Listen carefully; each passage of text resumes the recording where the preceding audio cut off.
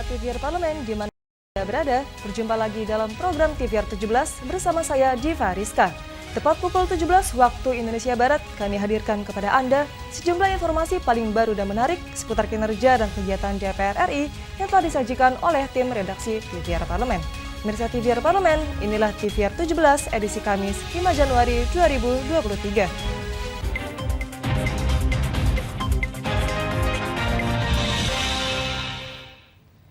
Presiden Joko Widodo resmi mencabut kebijakan pemberlakuan pembatasan kegiatan masyarakat atau PPKM sejak 30 Desember 2022 lalu. Kendati PPKM resmi dicabut, anggota Komisi 6 DPR RI Herman Khairon meminta program produktif seperti subsidi bantuan sosial untuk masyarakat harus tetap berjalan. Meski pemberlakuan PPKM telah dihentikan, anggota Komisi 6 DPR RI meminta program produktif seperti subsidi bantuan sosial untuk masyarakat harus tetap berjalan. Presiden Joko Widodo resmi mencabut kebijakan PPKM pada akhir 2022. Pencabutan tersebut didasarkan pada hasil kajian serta memperhatikan situasi pandemi COVID-19 di Indonesia yang terkendali. Menanggapi hal tersebut, anggota Komisi 6 DPR RI Herman Khairon mengatakan pencabutan PPKM sejalan dengan upaya pemerintah dalam memicu ekonomi untuk tumbuh lebih baik di tahun 2023.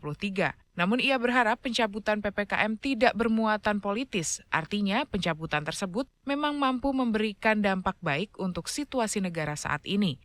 Pemerintah pun diminta untuk tetap memberikan bantuan sosial kepada masyarakat untuk terus meningkatkan aktivitas ekonomi.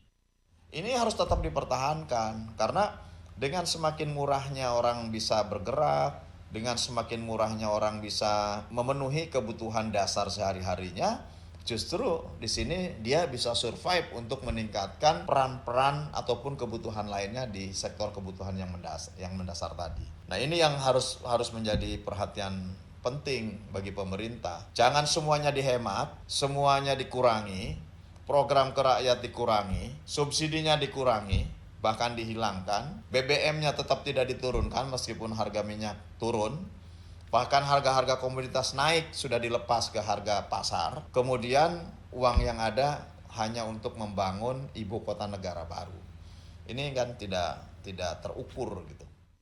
Pasca pemerintah mencabut PPKM, Herman berharap masyarakat tetap waspada terhadap penularan virus COVID-19 dan menggunakan masker, mengingat saat ini penyebaran virus COVID-19 di Cina kembali merebak sehingga diterapkan lockdown.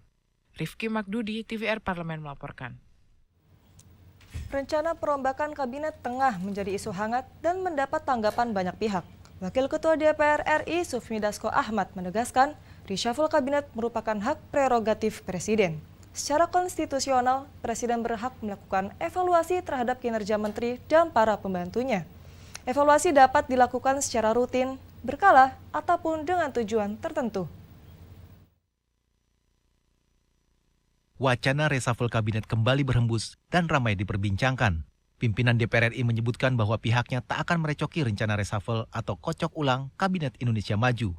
Wakil Ketua DPR RI Sufmi Dasko Ahmad menegaskan, rencana perombakan jajaran Kabinet Presiden Joko Widodo merupakan hak prerogatif mutlak Jokowi sebagai kepala negara. Menurutnya, Presiden Jokowi bisa melakukan reshuffle tanpa harus mengangkat diskusi dari jajaran partai koalisi. Dasko menambahkan Presiden lebih tahu soal kebutuhan akan reshuffle tersebut, sehingga DPR tidak ingin mencampuri dan juga tidak merasa perlu untuk ikut campur dalam hal ini. Sudah berulang kali menyampaikan bahwa hak prerogatif dari Presiden itu adalah termasuk melakukan reshuffle.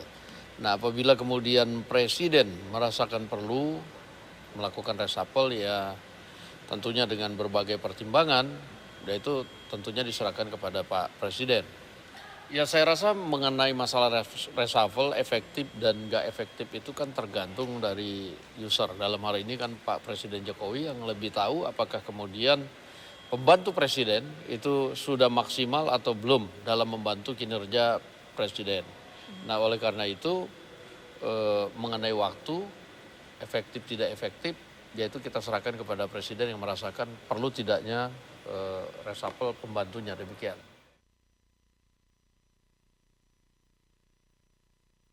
Sebelumnya, pada Senin 2 Januari 2023, Presiden RI Joko Widodo mengatakan semua pihak agar menunggu keputusan soal kemungkinan perombakan atau reshuffle Kabinet Indonesia Maju pada awal 2023. Zikri Yasetodenus TVR Parlemen melaporkan. Badan Kerjasama Antar Parlemen atau BKSAP DPR RI menyambut positif peluang kerjasama di bidang transportasi dan infrastruktur dengan Korea Selatan. Dalam kunjungannya ke DPR RI, delegasi Parlemen Korea Selatan menawarkan pembukaan sejumlah kerjasama investasi dalam bidang transportasi dan infrastruktur di Indonesia dengan berbagai teknologi yang mumpuni. Dalam hubungan bilateral selama 50 tahun, Indonesia dan Korea Selatan telah bekerja sama dengan berbagai bidang. Badan Kerjasama Antar Parlemen DPR RI BKSAP menyambut positif peningkatan hubungan bilateral Indonesia-Korea Selatan termasuk di bidang transportasi dan infrastruktur. Wakil Ketua BKSAP DPR RI Hafiz Thohir mengungkapkan, banyak perusahaan asal Korea Selatan yang tertarik untuk berkontribusi dalam pembangunan infrastruktur dan transportasi di Indonesia. Banyak potensi dan peluang dalam kerjasama Indonesia dengan Korea Selatan, baik bisnis to bisnis, bisnis to government, serta kerjasama pemerintah dengan badan usaha. Menurut Hafiz, kerjasama tersebut akan membantu percepatan infrastruktur di Indonesia. Kerjasama antar negara sahabat, karena banyak sekali potensi-potensi dan peluang yang terbuka. Karena kita nggak mungkin membangun infrastruktur dibiayai seluruhnya dari APBN. Apalagi 2023 ini seperti kita ketahui, kita kembali kepada rezim undang-undang terkait dengan defisit 3%. Sehingga kita harus memperbanyak investasi yang masuk. Nah, Korea ini menawarkan teknologi dan investasi. Jadi sebagai negara yang bersahabat dan negara hubungan baik, kita menyambut sangat positif hal tersebut. Terkait juga mereka siap untuk berkontribusi di dalam IKN. Nah, itu juga yang kita soroti. Terkait pembangunan IKN, Wakil Ketua BKSAP DPR RI Hafiz Thohir mengatakan, pengalaman sejarah Korea Selatan dalam memindahkan ibu kota administratif dari Seoul ke Sejong bisa menjadi contoh bagi Indonesia. Hafiz berharap terjalin kerjasama Indonesia dan Korea Selatan untuk transfer teknologi dan investasi dalam pembangunan ibu kota negara RI di Kalimantan Timur.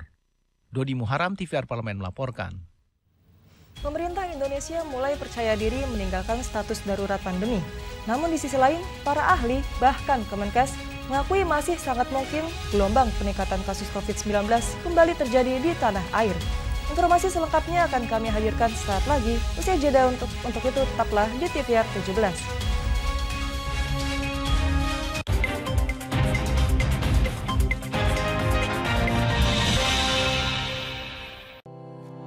Tugas dan fungsi DPR RI sangat penting bagi negeri ini sebagai pengemban amanat rakyat. Namun tidak banyak yang tahu apa saja fungsi dan tugas dari DPR. DPR mempunyai 3 fungsi pokok, yaitu legislasi, anggaran, dan pengawasan. Ketiga fungsi tersebut harus dilaksanakan dalam kerangka fungsi representasi yang mengedepankan kepentingan rakyat berdasarkan aspirasi masyarakat dan untuk kesejahteraan rakyat.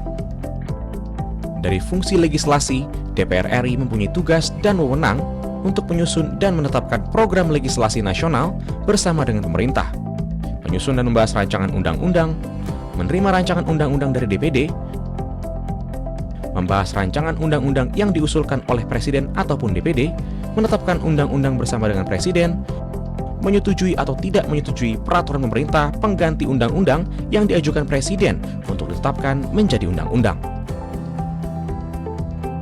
Sementara, fungsi anggaran membahas dan memberikan persetujuan atau tidak memberikan persetujuan terhadap rancangan undang-undang tentang APBN yang diajukan Presiden, memperhatikan pertimbangan DPD atas rancangan undang-undang tentang APBN dan rancangan undang-undang terkait pajak, pendidikan, dan agama, menindaklanjuti hasil pemeriksaan atas pengelolaan dan tanggung jawab keuangan negara yang disampaikan oleh BPK, memberikan persetujuan terhadap pemindahantanganan aset negara maupun terhadap perjanjian yang berdampak luas bagi kehidupan rakyat yang terkait dengan beban keuangan negara.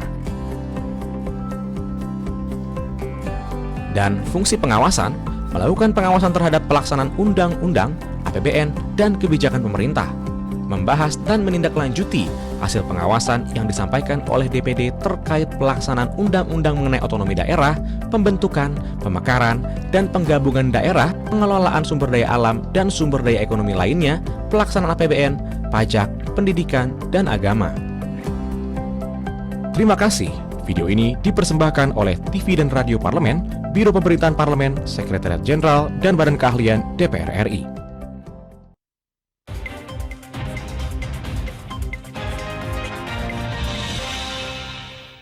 kembali di TVR 17. Pemerintah memutuskan untuk mencabut kebijakan pemberlakuan pembatasan kegiatan masyarakat atau PPKM. Kebijakan tersebut disampaikan oleh Presiden Republik Indonesia Joko Widodo pada Jumat 30 Desember 2022 di Istana Negara yang didampingi oleh Menteri Kesehatan Budi Gunadi Sadikin dan Menteri Dalam Negeri Tito Karnavian. Presiden menegaskan keputusan tersebut diambil setelah melalui pertimbangan dan kajian yang panjang dan dengan memperhatikan situasi pandemi di tanah air.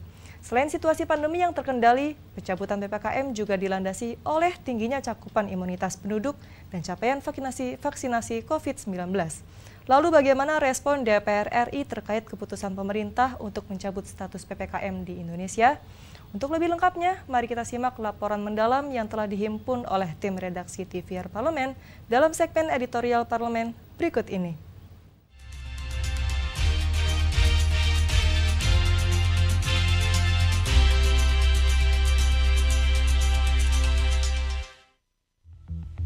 Berdasarkan angka-angka yang ada, maka pada hari ini pemerintah memutuskan untuk mencabut PPKM. Nah, sebagai gantinya, kita harus tetap waspada terhadap kerawanan penularan karena pandemi belum tuntas. Intervensi pemerintah di bidang kesehatan perlu dialihkan menjadi partisipasi masyarakat di bidang kesehatan.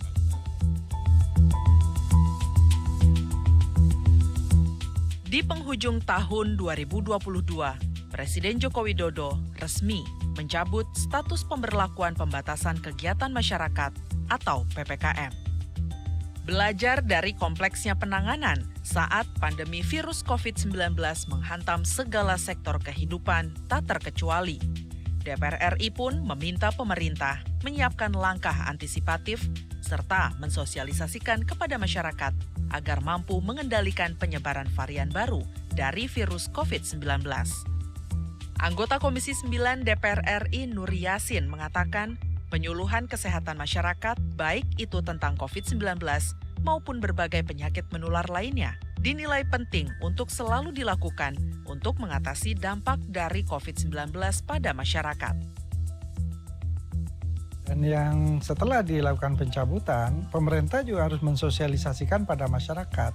Karena ada beberapa hal, adanya COVID ini banyak keuntungan-keuntungan yang kita raih atau yang kita dapatkan. Salah satu yang paling penting adalah cara menjaga kesehatan, cara menjaga kebersihan tangan segala macam. Nah itu dulu kita enggak gimana cuci tangan yang baik, dan itu umumnya tidak dilakukan oleh semua orang Indonesia. Nah, dengan adanya COVID ini, dengan prosedur-prosedur yang sudah kita lalui kemarin, orang udah terbiasa untuk bersih. Nah, ini yang jangan sampai justru itu hilang. Diketahui pemerintah resmi mencabut kebijakan PPKM mulai 30 Desember 2022 karena semua indikator COVID-19 di tanah air dinilai sudah berada di bawah standar WHO. Meski begitu, Menteri Dalam Negeri Tito Karnavian dalam konferensi persnya tidak menyatakan pandemi COVID-19 telah usai, karena hingga kini nyatanya Organisasi Kesehatan Internasional WHO belum menyatakan perubahan status pandemi menjadi endemi secara global. Untuk mengendalikan penyebaran COVID-19 dan mencegah lonjakan kasus, diperlukan masa transisi menuju kondisi endemi melalui pendekatan persuasif di tengah aktivitas masyarakat di Indonesia yang kembali normal. Anggota Komisi 9 DPR RI Rahmat Handoyo mengatakan, saat ini pandemi COVID-19 sudah menuju fase endemi. Menurutnya, meski saat ini COVID-19 sudah terkendali, masyarakat tidak boleh lalai dalam menerapkan protokol kesehatan. Saya percaya kalau kita vaksinasi semakin masif di atas sesuai dengan target WHO, kemudian juga protokol kesehatan, yakinlah bahwa kita akan bersama-sama kita kendalikan, dan itu juga sudah disampaikan dari WHO bahwa saat ini fase-fase menjelang akhir dari pandemi, tetapi tidak boleh berarti tidak akhir itu masih tetap berisiko. Tetap itu saya kira dengan protokol kesehatan dan vaksinasi menjadi salah satu kata kunci kita bisa mengalahkan COVID-19 dan mengendalikannya dengan baik. Pemerintah telah menjadikan Instruksi Menteri Dalam Negeri Nomor 53 Tahun 2022 tentang pencegahan dan pengendalian COVID-19 pada masa transisi menuju endemi sebagai panduan bagi seluruh instansi terkait. Pencabutan PPKM juga dinilai bisa mempercepat proses pemulihan ekonomi nasional. Wakil Ketua Komisi 8 DPR RI Aceh Hasan Syazili mendukung rencana pemerintah untuk mencabut aturan tentang PPKM. Ia menilai pencabutan aturan PPKM akan memberi dampak pada percepatan pemulihan ekonomi nasional karena kegiatan jual beli masyarakat kembali berjalan normal. Namun tetap pemerintah saya kira harus hati-hati di dalam melakukan pencabutan PPKM tersebut dalam konteks bagaimana pengendalian COVID-19 dengan mungkin bisa memberlakukan pada kasus-kasus tertentu yang dinilai bisa berdampak pada penularan COVID dengan varian barunya. Meski kini PPKM resmi dicabut, DPR RI menilai tugas pemerintah dalam mengendalikan virus COVID-19 masih perlu diawasi. Masyarakat pun diharapkan tidak larut dalam euforia, mengingat virus ini pernah memakan korban hingga ratusan ribu jiwa dan meluluh lantakan ekonomi. Tim Liputan TVR Parlemen melaporkan.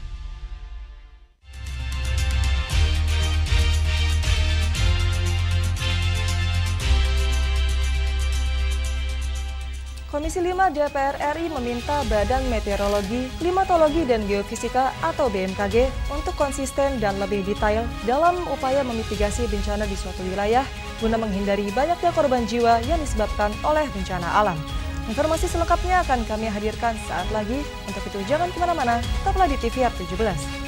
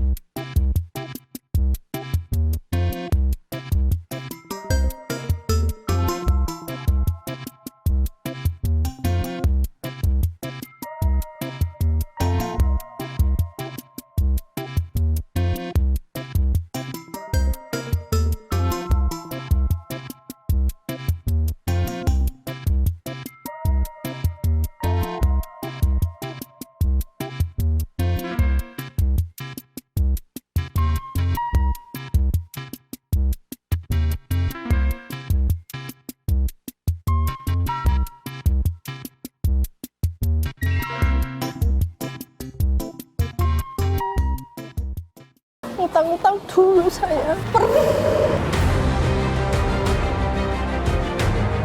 Mereka yang tidak cukup paham teredukasi bagaimana menyuarakan aspirasi demi memperoleh jawaban. Sini ditambang untuk seperti itu, warga sini tidak mengizinkan. Sebab apa? Itu menyangkut isi perut kami semua. Hadir menelisik mulai dari hulu ke hilir. Mengapa? Nah, kalau kita telusuri kenapa banjir ini hampir setiap terjadi. Hingga menemukan apa yang belum terkuak secara nyata. Kan kabeh niku sedulur, Pak. Nek kula ngrencangi mriki, mesti mriki gelo, nek kula ngrencangi mriki mesti mriki gelo. Nggih kedah adil wae, Pak, tengah-tengah. Menghadirkan peran anggota DPR RI demi mendapatkan solusi. Saksikan Suara Dapil, Senin sampai Jumat pukul 10 waktu Indonesia Barat, hanya di TVR Parlemen.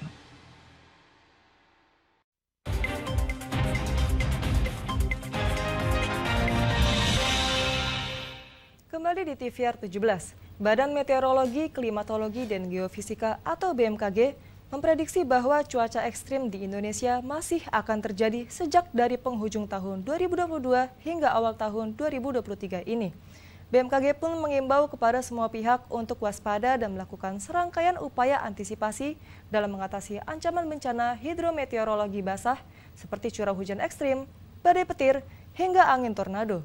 DPR RI pun mengingatkan pemerintah untuk selalu siap menghadapi bencana alam yang bisa terjadi setiap waktu, serta meminta BMKG lebih detail dalam melakukan sosialisasi mitigasi bencana sebagai upaya penyelamatan masyarakat dari potensi bencana. Selengkapnya mari kita simak laporan dari rekan kami Umam Hidayat dengan anggota Komisi 5 DPR RI berikut ini. Baik pemirsa TVR Parlemen dimanapun Anda berada, cuaca ekstrim saat ini tengah menghantui di beberapa wilayah di Indonesia. Dan di mana BMKG telah memperingatkan kepada masyarakat terkait ancaman cuaca ekstrim yaitu berupa hujan lebat disertai dengan petir. Dan tentunya pemirsa ini menimbulkan kekhawatiran bagi masyarakat. Dan ancaman cuaca ekstrim ini diperkirakan akan berlangsung hingga pada awal tahun 2023. Dan untuk informasi selengkapnya terkait hal-hal yang perlu dipersiapkan bagi masyarakat untuk menghadapi cuaca ekstrim tersebut, saat ini saya sedang bersama dengan salah satu anggota Komisi 5 DPR RI yaitu Bapak Sudewo. Baik Pak, apa saja nih Pak hal-hal yang perlu dipersiapkan oleh BMKG untuk menghadapi ancaman cuaca ekstrim tersebut Pak? Mitigasi cuaca ekstrim yang diprediksikan oleh BMKG itu seharusnya dilakukan sosialisasi secara masif kepada masyarakat. Utamanya adalah pada titik-titik tertentu atau daerah-daerah tertentu yang terancam dengan ancaman cuaca ekstrim. Ya. Jadi BMKG tidak hanya merilis secara global begitu, tetapi harus secara detail pada lokasi-lokasi tertentu, pada daerah-daerah tertentu, koordinasinya dengan kepala daerah itu harus ditingkatkan, dengan dinas-dinas terkait di kabupaten harus ditingkatkan. Intinya informasi mitigasi cuaca ekstrim itu masyarakat harus tahu jauh sebelumnya, sehingga masyarakat punya persiapan hal-hal yang perlu dilakukan sebagai antisipasi atau menghadapi terjadinya cuaca ekstrim itu. Ini memang tidak hanya pekerjaan BMKG saja, tetapi pekerjaan kita semua, terutama pada pemerintah kabupaten.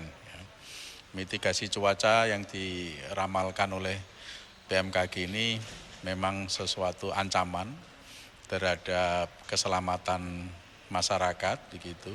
Tidak hanya melumpuhkan bidang atau sektor-sektor ekonomi tertentu, tetapi ini adalah ancaman nyawa seseorang, masyarakat. Maka penting sekali untuk dilakukan satu sosialisasi secara tepat, gitu. Yang dimaksud secara tepat itu mitigasi tersebut bahwa akan terjadi cuaca ekstrim itu akan terjadi di daerah mana.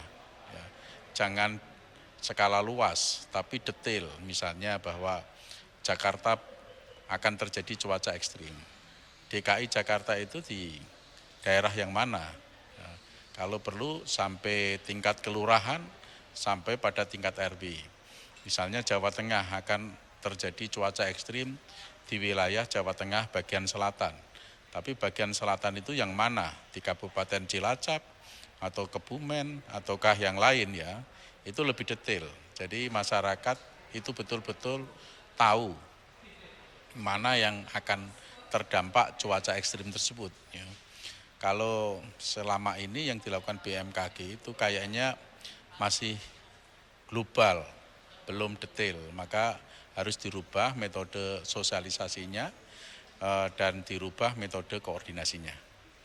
Pak, bagaimana koordinasi dari Komisi 5 dengan BMKG untuk menghadapi ancaman cuaca ekstrim tersebut, Pak? Ya, sebentar lagi kami akan panggil Kepala BMKG untuk memaparkan apa saja yang menjadi bacaan BMKG terhadap cuaca ekstrim itu. Dari situ kami akan dorong Kepala BMKG untuk lebih detail melakukan mitigasi dan sosialisasi koordinasinya juga itu. Apa ada yang bisa disampaikan Pak kepada masyarakat terkait ancaman cuaca ekstrim ini Pak? Ya, masyarakat saya minta terhadap ancaman cuaca ekstrim ini hati-hati ya, karena seringkali terjadi hujan lebat, angin puting beliung. Itu kepada pemerintah daerah saya minta penghijauan-penghijauan yang sudah tinggi, yang besar itu hendaknya dipotong, tapi meskipun tidak mengurangi keindahan, tapi jangan terlalu tinggi. Begitu juga kepada masyarakat luas yang punya pohon-pohon yang tinggi, yang itu pun juga tidak produktif, kurang begitu memberikan manfaat, ya demi keselamatan lebih baik itu dipotong begitu, supaya tidak mengancam nyawa bila mana terjadi cuaca ekstrim, misalnya hujan lebat, angin petung beliung, itu masih selamat. Dan saya minta oleh kabupaten, kota, di mana saja seluruh Indonesia memperhatikan ancaman cuaca ekstrim ini dan mengambil langkah-langkah konkret sebagai antisipasinya agar masyarakat tidak menjadi korban. Ya. Baik, terima kasih Bapak. Baik pemirsa, itu saja yang dapat saya laporkan bersama dengan salah satu anggota Komisi 5 DPR RI yaitu Bapak Sudewo. Dan dari keterangan dari Bapak Sudewo tadi, Bapak Sudewo selalu memperingatkan untuk masyarakat terus berhati-hati dan juga memperingatkan agar pohon-pohon yang tinggi ditebang agar tidak terjadi pohon tumbang ketika cuaca ekstrim melanda. Baik, sekian dari saya, kembali ke studio. Selanjutnya pemirsa, apa saja yang menjadi topik perbincangan di media online pada hari ini? Usai jeda, tetaplah di TVR 17.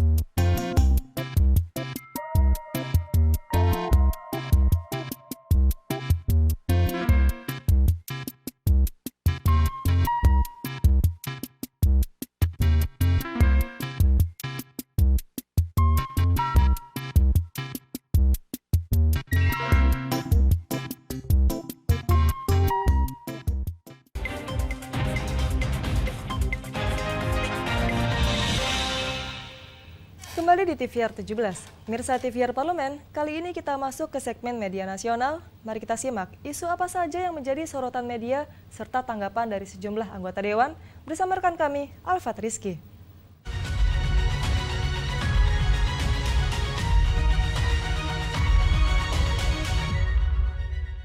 Baik, terima kasih Diva dan pemirsa TVR Parlemen. Mari kita bahas apa saja yang menjadi headline media online pada hari ini. Berita pertama yang menjadi headline di media online yaitu berita dari Komisi 9 DPR RI yang mendesak Kemenkes atau Kementerian Kesehatan untuk memberikan vaksinasi COVID-19 bagi balita secara gratis. Pemirsa, dapat Anda saksikan di sini di layar kaca Anda. Di sini pemerintah akhirnya merestui pemberian vaksin COVID-19 bagi balita usia 6 bulan hingga anak usia 4 tahun. Hal ini menjadi angin segar tentunya pemirsa bagi warga Indonesia di awal tahun baru 2023 selain kabar dicabutnya status PPKM. Tentunya bagi para orang tua yang mempunyai balita, tentunya pemberian vaksin COVID bagi anak di bawah usia 12 tahun ini mungkin sudah menjadi hal yang cukup lama ditunggu-tunggu. Nah pemirsa, menanggapi keputusan pemerintah tersebut, Wakil Ketua Komisi 9 DPR RI, Nihayatul Wafiroh menuntut vaksin Pfizer Comirnaty Children untuk bayi dan anak-anak usia 6 bulan sampai 11 tahun harus diberikan secara gratis. Pasalnya, ia menilai bahwa vaksin COVID-19 untuk bayi dan anak itu merupakan hak dasar bagi warga negara. Saat ini vaksin COVID-19 yang dikembangkan oleh Pfizer-BioNTech tersebut masih berbayar dan Kementerian Kesehatan beralasan vaksin tersebut belum masuk program vaksinasi gratis pemerintah. Nihayatul menyebut bayi dan anak-anak juga harus dilindungi dari COVID-19, salah satunya dengan mempermudah akses vaksin. Apalagi saat diserang penyakit akibat virus corona, banyak anak yang menderita sindrom peradangan multisistem.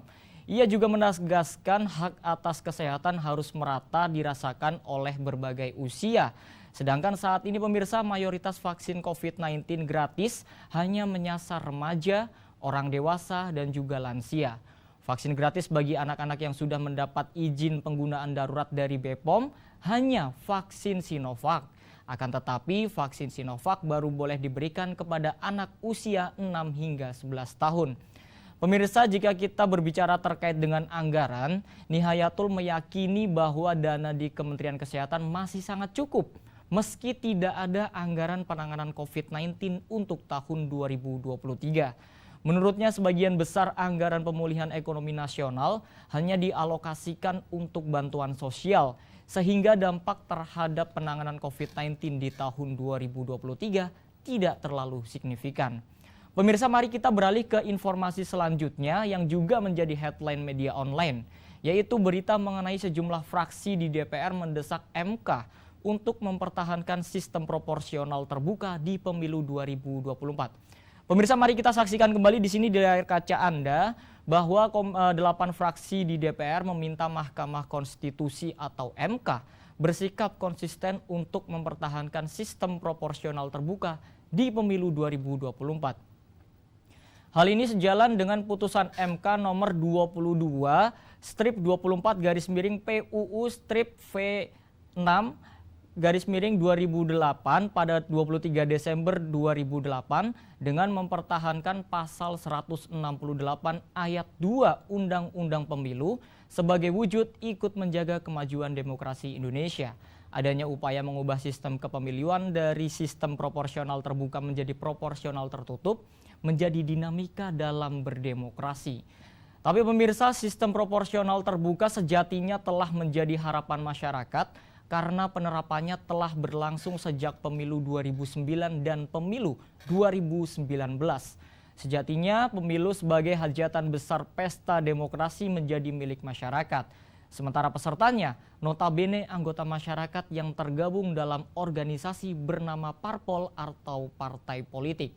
Karena itu semestinya penyelenggaraannya sesuai dengan harapan mayoritas masyarakat dalam sistem proporsional terbuka. Partisipasi politik masyarakat dipastikan lebih luas cakupannya. Dan di sini ada juga statement pemirsa dari Ketua Komisi 2 DPR RI Ahmad Doli Kurnia Tanjung yang menegaskan pihaknya sudah membangun komunikasi dengan 8 fraksi dan hasil dari komunikasi kami adalah dicapainya kesepakatan bahwa pemilu 2024 tetap menggunakan sistem proporsional terbuka sesuai dengan Undang-Undang Nomor 7 Tahun 2017. Sistem proporsional terbuka boleh jadi tidaklah sempurna, tapi tidak berarti sistem proporsional terbuka diubah dengan yang jauh tidak sempurna, yaitu sistem proporsional tertutup. Selain itu pemirsa, yang dikhawatirkan juga praktik money politik juga menjadi hal yang paling dikhawatirkan jika pemilu tahun depan dilaksanakan secara proporsional tertutup. Pemirsa, itu tadi headline media online pada hari ini, yaitu berita dari Komisi 9 DPR RI yang meminta pemerintah untuk berikan vaksinasi COVID-19 pada anak secara gratis, dan juga berita mengenai sejumlah fraksi di DPR yang mendesak MK untuk mempertahankan sistem proporsional terbuka di pemilu 2024. Terima kasih dan kembali ke rekan Diva.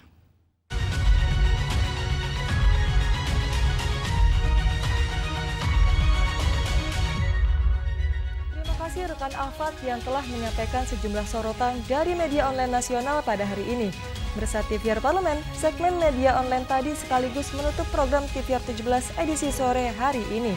Saya Diva Rizka beserta seluruh kru TVR Parlemen yang bertugas mengucapkan terima kasih dan undur diri dari hadapan Anda. TVR Parlemen, referensi Indonesia.